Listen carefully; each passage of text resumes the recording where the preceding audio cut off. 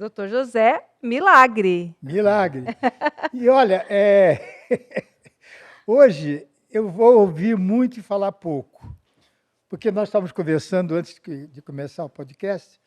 Eu estava dizendo para ele, aliás, boa noite. Boa noite. Boa noite, Carlos Alberto, boa noite, Boa Renata. Que noite. honra poder estar aqui no Pod é Nosso, poder tratar sobre direito digital, uma honra poder estar aqui. Eu já Muito vou bom. pedir desculpa desde já pela minha ignorância Imagina. nessa área de Que hoje a gente vai aprender cibernética. bastante aqui, tenho certeza que a Sem gente vai dúvida. aprender. Que eu estava Sem dizendo, eu tenho tive uma e tenho ainda, muito grande, uma dificuldade grande de aceitar o celular, aceitar o computador, porque eu estou com 68 anos de carreira. Comecei no rádio, não é? Depois fui para a televisão. De repente aparece um negocinho chamado celular, que eu odeio. Com várias funções, além de ligar, né? E eu fiquei impressionado uma vez, o Milagre, que eu tenho um amigo que veio fazer um negócio, ele é americano, e ele veio vender uma ideia para o Silvio. E o Silvio não quis, porque ele falou, não, o meu público não vê a internet. Ele tirou o celular, falou, Silvio, o mundo está aqui dentro. Isso há anos. Quanto tempo? Isso tem uns 5 anos. Eu fiquei impressionado. Falei, meu Deus do céu. Aí é que eu comecei a querer entrar nesse mundo que você é mestre. Porque é uma transição muito sim. rápida, né, Milagre? Uma transição muito rápida. Muito rápida. A gente Hoje nós evoluiu. temos aí mais dispositivos do que pessoas. Do surgimento da internet comercialmente falando até hoje, nós temos aí um crescimento vertiginoso. Nós tivemos agora também uma onda de digitalização, infelizmente forçada por conta da pandemia, que também motivou isso muitos ajudou. negócios, muitas empresas a irem para o digital e não tem volta, né? Acharam que nós íamos voltar ali aos contatos físicos e muitas empresas, muitos negócios acabaram já ficando no digital. E isso é uma realidade que não tem volta, cada vez mais, como disse Marshall McLuhan, né? O dispositivo hoje é uma extensão nossa, como se fosse um braço, como se fosse uma perna. A gente não consegue ficar muito tempo sem, porque indispensavelmente eu preciso fazer negócio, eu preciso me comunicar, eu preciso ver meu calendário, eu preciso atualizar minhas redes sociais, a gente precisa da aplicação para transmitir um podcast, então É um caminho sem volta, né? É um caminho sem volta. E aí a gente sempre pensa assim, né? Por ser um caminho sem volta, a gente, por não ver, por não ter aquele contato, o físico, né? Exatamente. A gente acha que a gente está totalmente aleatório nisso tudo, né? Que é a terra de ninguém, como a gente escuta muito, Exatamente. né? E aí você pode provar para a gente que não é bem assim, né? Que não é uma terra de ninguém, né? Que isso existem as leis, né? Tem os limites para tudo isso, né? Perfeito. Isso é uma realidade hoje, né? Nós temos a internet aí como algo invariável, as tecnologias estando presentes no meu dia a dia, sistemas de pagamento, matrículas. Eu me relaciono com o governo por meio online, cada vez menos interações físicas, né? E a internet que tem esse grande benefício de trazer conhecimento, trazer educação, trazer cultura, entretenimento, por outro lado, muitas vezes também é explorada de forma maliciosa. Então, muitas vezes, pessoas exploram, outras que estão iniciando na internet e não têm alguns conhecimentos, algumas cautelas de segurança e acabam sendo as vítimas preferenciais. Mas, como você bem colocou, não é um mundo sem lei. Nós, pelo menos desde 2012, nós temos aí a Lei Carolina Dickmann, que já faz frente a alguns crimes informáticos. Foi um divisor de águas, né? Você sabe, né, amor? Essa semana, inclusive, ela estava no programa do Serginho Grosman, ela falou. Falou, exato. Você viu, né? Sim, foi importantíssimo, porque nós cuidávamos dos crimes digitais com o Código Penal, que é da era do rádio. O Código Penal brasileiro é de 1940. Apesar de muitos crimes serem crimes independentemente de ser físico ou digital, né? Se eu ofender alguém, a ofensa física é difamação, é injúria também no virtual. Alguns crimes, como a invasão de um dispositivo, alguém que acessa indevidamente as minhas redes sociais, o meu celular e devassa a minha vida, nós não tínhamos uma lei, nós não tínhamos um tipo penal. Então, em 2012, foi preciso um caso pontual da atriz para que o Congresso se movimentasse, aprovou em tempo recorde, em 1 ano, nós tínhamos a Lei 12.737 de 2012, que agora, em 2021, foi alterada e enrijeceram as penas. Nós temos penas para crimes virtuais no Brasil hoje que podem chegar a 8 anos de reclusão. Olha isso! Se uma pessoa, por exemplo, começar a perseguir outra e que seja uma injúria ou uma defamação, você consegue pegá-la? Isso é interessantíssimo, Carlos Alberto, Renata, porque, veja, nós tínhamos a injúria, a difamação, está lá no artigo 139, 140 do Código Penal, que é difamar alguém, ofender a honra objetiva dela. Alguém que vai lá e faz um comentário indecoroso, né? Comentário ofensivo, ou ofende diretamente ela por mensagem e se esconde por meio de um perfil nas redes sociais. Ela acredita que ela não vai ser identificada, mas hoje as redes sociais coletam dados de forma automatizada, esses dados ficam preservados e podem ser fornecidos por ordem judicial. Então, o que a gente mais faz hoje no crime digital é apurar a autoria, Carlos Alberto, porque a maioria dos crimes as pessoas não sabem quem está difamando, porque as pessoas se ocultam atrás de perfis e acreditam que não serão identificadas. E aí a gente consegue judicialmente ter esses dados e apontar essa autoria. Você sabe que um mês atrás, eu dei o azar de ler, porque eu não leio comentário. Não leio. Porque chega uma pessoa mal amada, infeliz, e vê você bem, não é? Fazendo sucesso, tem um carro bonito, e exatamente. Bota todo o ódio e a inveja em cima da gente. E eu fui ao Rio de Janeiro, onde minha filha mora, e fui visitar uma prima, que nós crescemos juntos. E eu fiquei sabendo que ela ficou cega. E eu queria visitá-la, queria ver Maria Ângela. Que nós crescemos. Inclusive, ela assistiu o podcast. Hã? Inclusive, ela deve estar assistindo. Que legal. E eu não sabia que ela. Então, eu queria visitar minha prima. Só que a irmã dela, Maria Helena, que é minha prima, é casada com o Gerson, o canhotinha de ouro, da Copa 70. Sim. E o Gerson foi me ver, é lógico. Nós somos amigos, né? Então, eu fui visitar minha prima. E tiramos uma foto. E eu coloquei a foto, eu abraçado com o Gerson. Aí, se fosse uma pessoa simples, você não ia tirar fotografia. Só porque é famoso. Absurdo. Eu respondi. Eu digo, como você é infeliz, cara. Eu fui visitar uma pessoa que mora em frente à Baía de Guanabara, em frente ao Pão de Açúcar, e não pode ver. É um absurdo isso, né? Realmente. Mas se ele tivesse respondido assim, vai se danar, vai se ferrar, vai... É isso que ele quer. Então, mas aí a gente perde os direitos da gente, caso a gente queira seguir por alguma difamação, alguma injúria. Se a gente retrucar também, a gente perde os direitos? É interessantíssimo isso que o Carlos colocou. Primeiramente, dizer que a sua popularidade na rede social é reflexo de milhões de pessoas que te adoram, da audiência que a gente estava falando lá e que está aí. Então, assim... Não, um ou outro comentário sempre existe. A gente tem pessoas que vão reclamar do Instagram, porque elas não conseguem postar stories. Então, para a gente ver que, enfim, a gente nunca... eu não consegui postar stories, vou reclamar do Instagram no Reclame Aqui. E o próprio Instagram já tem um algoritmo que consegue também trabalhar esses comentários que ele já considera ofensivos, ele oculta e pede para que você faça uma revisão. Então, isso nem de perto se aproxima com os inúmeros, enfim, elogios e pessoas que estão ali realmente estão te acompanhando porque querem seguir o Carlos Alberto, querem ver o dia a dia dele no Instagram, e isso é muito legal. Em relação a essas ofensas, é o que eu sempre digo, né? Embora seja uma figura pública, e a gente atende muitas figuras públicas, existe um erro. As pessoas falam, não, figura pública não pode ter telhado de vidro, tem que aguentar mais, etc. Não funciona desse modo. Existem situações que saem do elogio, saem da crítica, e nós temos a possibilidade de registrar aquele conteúdo e, eventualmente, um processo por difamação. O que a gente sempre recomenda, Renata, é não responder, né? Porque, como o Carlos Alberto colocou, é exatamente o que a pessoa quer. Às vezes a pessoa coloca, não tem a menor dimensão que o Carlos Alberto ia responder. Ele responde, converte a pessoa pede desculpa, etc. Então, nesses casos, o ideal é realmente ignorar, como ele faz bem, manter ali, acompanhar esses milhares de comentários positivos que existem, e algo que foge ao comum, algo que beira o stalking, né? O que é o stalking? É essa perseguição reiterada. Você falou algo muito interessante, Carlos Alberto, difamação. Tem situações que a pessoa não te difama, mas ela não te dá paz do mesmo jeito. É aquela perseguição reiterada. A pessoa manda mensagem todo dia, a pessoa comenta sempre com uma mensagem subliminar, você não entende, você já bloqueia, ela cria um outro perfil. Eu passei, Renata passou por isso. É uma situação bem difícil.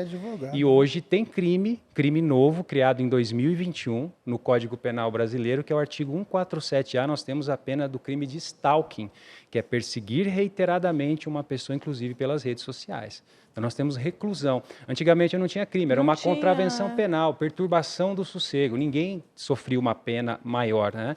Era contravenção. Agora, assim, desde 2021, aquela pessoa que persegue reiteradamente, manda mensagem, comentários inoportunos, é aquilo sempre marcando presença, abalando o seu emocional, sendo reiterado, ela pode responder criminalmente.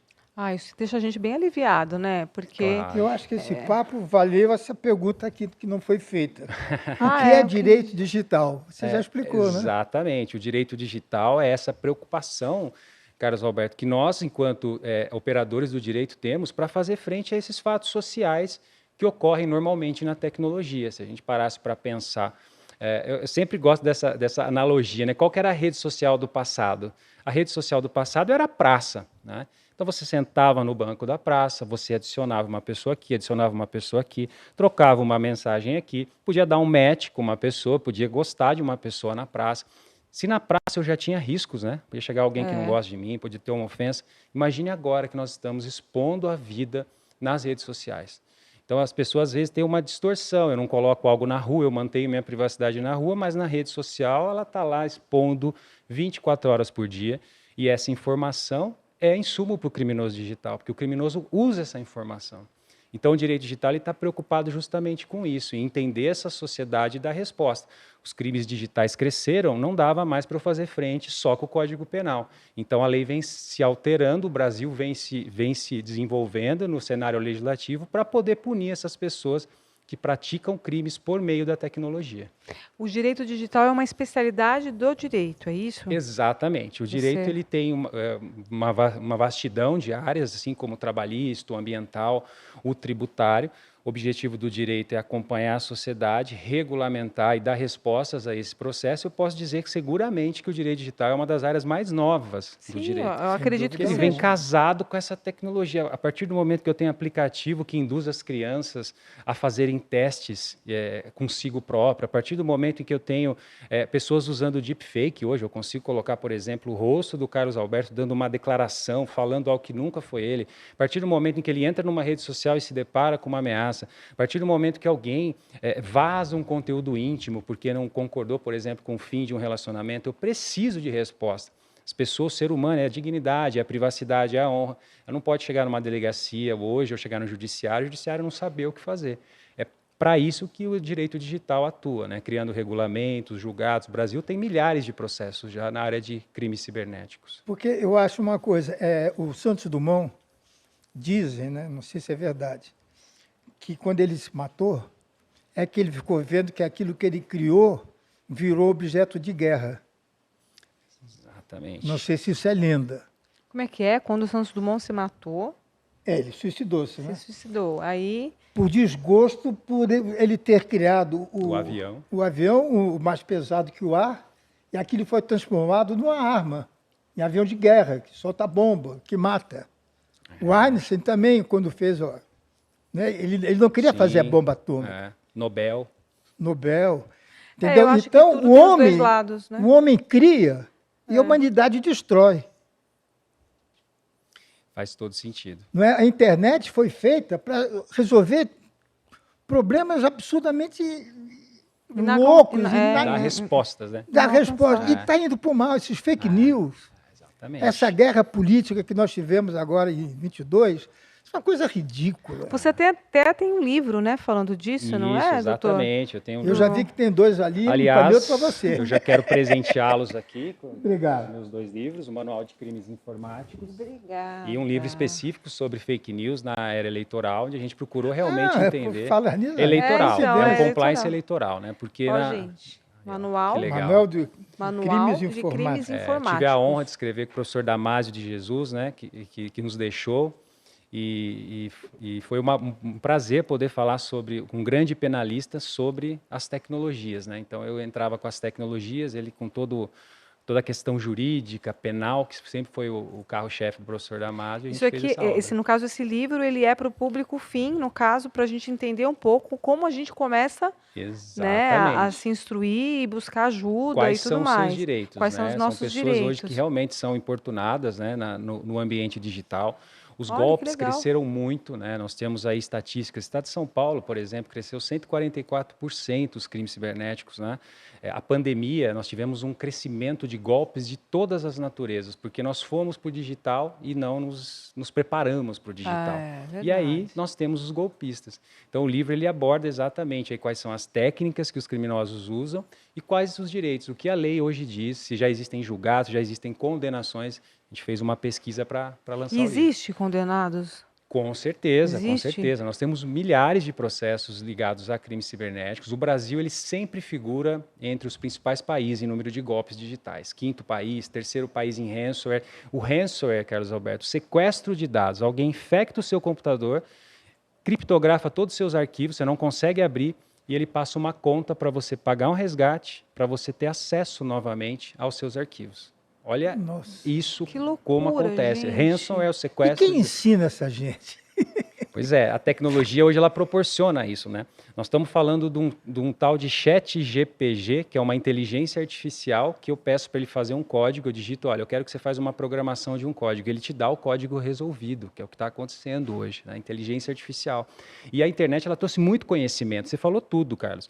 Ela trouxe muito conhecimento. Tem pessoas hoje que realmente se formam, fazem grandes conteúdos. A internet ela rompeu fronteiras. Você pode assistir agora, nesse momento, um vídeo de um professor de Harvard com legenda, caso você não tenha língua.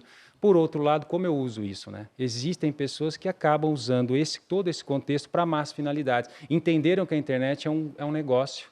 E, infelizmente, hoje o crime eletrônico vai movimentar 59 trilhões de reais em 2023. Só no Brasil, então? Isso é mundo, é uma estatística mundo. Se você pegar 3 anos atrás, eram 6 trilhões, 2022 foi 43 trilhões, nós estamos falando de 53 trilhões, mais de 820 bilhões de reais investidos em segurança da informação, e o Brasil sempre figurando como top em fraude, golpe e crime cibernético. São 58% dos brasileiros que já tiveram algum problema ligado a perdas ou fraudes digitais. Então, realmente, são 2 pandemias que a gente tem que enfrentar, né? A do Covid e a do crescimento das fraudes. E o criminoso sempre conseguindo êxito, o objetivo sempre tirar o dinheiro da vítima. Tem aquela frase, né, que não existe crime perfeito, né? Exato. Mas na internet tem algum crime que ainda está para ser descoberto quem está fazendo? Existe isso? Vocês estão sempre buscando? Isso é, sem dúvida, isso é uma ciência, aliás, que é a perícia digital, que é a forense computacional, que é uma área das perícias que investiga crimes cibernéticos, né? Então, como a gente viu lá o CSI, aquelas investigações na série, isso já acontece, né? Por exemplo, Estados Unidos, na década de 80, ele já se estruturou no FBI para começar a investigar crimes cibernéticos. As polícias do Brasil também já se estruturam. A gente tem um núcleo da Polícia Federal, aqui em São Paulo a gente tem o núcleo da Polícia Civil também de crimes cibernéticos, em Brasília eu tenho delegacia especializada, em Curitiba. Física, você pode ir lá formular a sua reclamação, são profissionais que entendem do que está acontecendo. Então, a gente sempre tem muita dificuldade, às vezes, da vítima.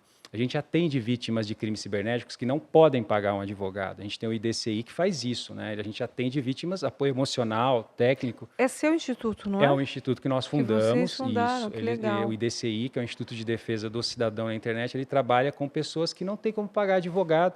Muitas vezes estão sendo vítimas de uma chantagem, que nós chamamos aí de revenge porn, a vingança de fotos, de nudes. Olha, eu consegui um conteúdo seu, se você não me pagar ou fizer algo, eu vou divulgar esse conteúdo. E elas precisam de psicólogo, elas precisam de perícia para identificar, elas precisam de apoio jurídico. Até no direito, eles estão usando muito, né? Já tudo pronto. Você quer fazer uma petição? Exatamente. Já está prontinho, né? É só botar o nome ali, né? Isso é inteligência artificial. A internet, a gente está falando hoje de internet das coisas, está falando de dispositivos inteligentes, né? Quantos dispositivos inteligentes a gente tem? A gente está falando dos wearables, né? Que são os... o Carlos Alberto está com um wearable, que é mais que um relógio. Agora pergunta se você mexer. Eu só sei...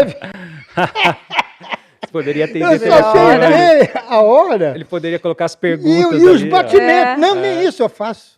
Então, isso é um wearable. Eu só vejo os meus batimentos, quanto é que está dando. E a hora, claro. Exatamente. São tecnologias que, a partir da internet, elas se potencializaram. A gente fala de criptomoedas hoje.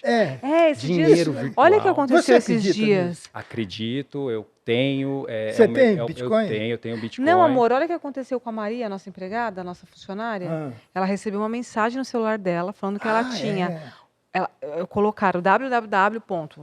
Lá o endereço, né, do Bitcoin, de um banco, eu acho. Sim. Colocaram o login e a senha. Sim. Para ela resgatar $850 mil. Nossa. Aí eu falei, Maria, traz aqui, vamos ver, vamos fuçar. Aí a gente entrou pelo celular dela e não é que entrou? Então. Entrou. Aí ela falou, dona Renata, pelo amor de Deus, o que eu vou fazer com isso? Eu falei, apaga. Então. Se isso é verdade, você vai ser cozinheira dela semana que vem. Se você quiser me encaminhar esse link, se ela não, antes de apagar, me encaminha, né? Eu vou ser motorista dela. Entrou e pediu outros dados. É impressionante, entrou e pediu outros dados. Acho que, né? Que loucura. Não sei. Registro, passaporte, pediu passaporte. É golpe. Vou explicar esse golpe. 2 golpes que acontecem muito. Carlos Alberto da Nóbrega tem um parente em Portugal que está deixando uma herança. Ele vai receber um e-mail, vai levantar o parente, herança X, está aqui o valor, está aqui o banco, vai ter contato. Ele vai entrar em contato, eles vão passar todos os detalhes, ele vai quebrar as objeções dele, porque ele vai falar, nossa, realmente, eu acredito. Real. E em determinado momento eles falam, olha, para a gente destravar a sua herança aqui, a gente tem uma taxa aqui do Banco Central, é R$30 mil agora, inicialmente, para a gente destravar esses valores que tem. É uma herança sua, ele deixou você instituído, eles falsificam os testamentos, e aí o Carlos Alberto vai lá e faz esse pagamento. O cara some. A mesma coisa com as criptomoedas. Quando ela entrar, colocar os dados pessoais, ou ele vai pedir dinheiro, ou ela vai baixar algum programa, algum código para ver, aquilo vai infectar ela. E, infelizmente, ela estava acreditando em receber essa quantia, ela vai ser vítima de um golpe. E eu tenho uma pergunta... Desculpa, amor. Não, pode falar, é tudo golpe. Uma pergunta. O Google errou no meu pai, nome do meu pai, e em mim com o número de filhos. Como é que eu faço para corrigir? Ele está Manuel Soares de Nóbrega. Perfeito. Essa é uma pergunta muito comum. Né? Como é que eu faço para o pessoal saber que é Manuel de Nóbrega? E não dá. E botou umas filhas aí que eu não tenho, uns filhos aí que... Ainda bem que eu já fiz vasectomia há muitos anos. Informações Senão eu ia ter que explicar em casa. Fake news. Excelente pergunta. Aliás... logo no começo da internet, a gente começou a advogar muito para a figura pública, porque eles criavam o Wikipedia, que é a enciclopédia, e no Wikipedia eles constroem as biografias. Então, mesmo que o Carlos Alberto não tenha entrado com a biografia dele, alguém entrou com a biografia porque é uma figura pública. Então, alguém entrou com a biografia. Eles criaram o Deciclopédia, que era uma biografia distorcida, de humor, etc. E teve muitos problemas também em relação a pessoas que, quando você digitava o nome no Google, o que subia? Então, quando você fala do Google, provavelmente não é o Google, provavelmente é algum site que fez essa sua associação e que o Google está indexando. O Google ele só indexa. E eu não posso... Sim, é possível entrar em contato com o site e solicitar a retificação. Se for na Wikipedia, é bem provável que seja, que é aquela enciclopédia que traz a sua biografia, ali mesmo você consegue fazer uma edição, solicitar uma revisão, bacana. Eles aceitam. Então, dá para você ajustar isso sim. Você não é obrigado, que a gente sempre fala, né? Você não é obrigado a conviver com uma biografia errada, ou pessoas com notícias equivocadas. Hoje se fala muito do direito ao esquecimento, né? Ou do direito à desindexação. É um conteúdo que não tem relevância pública, mas é um conteúdo que não está no ciclo informacional, mas quando pesquisa meu nome, aquilo me desagrada. Ainda mais o Google, que é... Ainda mais o Google. 97% dos brasileiros usam o Google. Os outros 3% usam os outros buscadores. Então, o que está no Google está no mundo. Por isso que é importante a gente sempre consultar. Eu sempre falo, né? Já consultou seu nome no Google? O que está aparecendo nos 10 primeiros resultados? Tem dado pessoal, tem CPF, tem dado errado. E a gente tem o direito de retirar isso? Com certeza. Na Europa isso é mais avançado. Na Europa eles têm um formulário, o Google da Europa é diferente, você tem um formulário. Mas como no Brasil a gente teve a LGPD, a Lei Geral de Proteção de Dados, em vigor, agora editada em 2018, recente, o Google também criou um formulário para você remover dados pessoais. Então, sempre que você identificar dados pessoais, isso é muito bom. Faça a remoção, porque o que acontece? O criminoso está lá pesquisando, ele vai pegar dado pessoal, aquilo é um insumo. Às vezes aparece, abrir uma conta minha no Banco X, criar um cadastro, como que fazem isso? Com certeza é dado pessoal que vazou e estava lá no Google. Então, é possível sim corrigir.